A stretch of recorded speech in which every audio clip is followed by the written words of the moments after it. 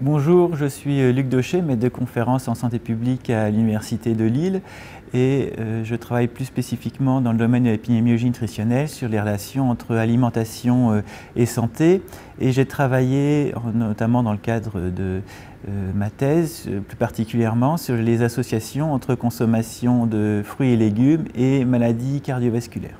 Alors, pourquoi on recommande de consommer 5 fruits et légumes par jour? Alors, ce qui est intéressant dans les fruits et légumes, c'est d'abord c'est leur composition. Dans les fruits et légumes, il y a beaucoup d'éléments qui ont un effet bénéfique supposé pour la santé.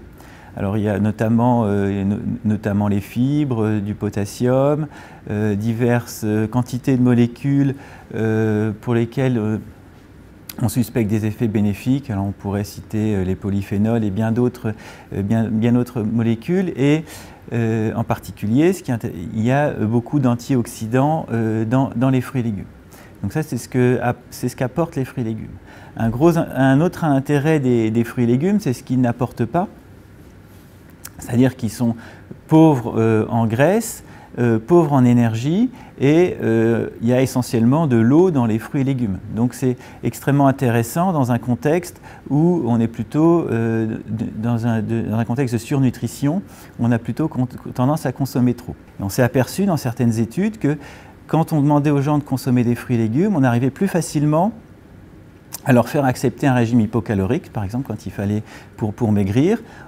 Ça permet de garder un volume intéressant dans l'assiette, un aspect agréable du repas, de diminuer la sensation de faim.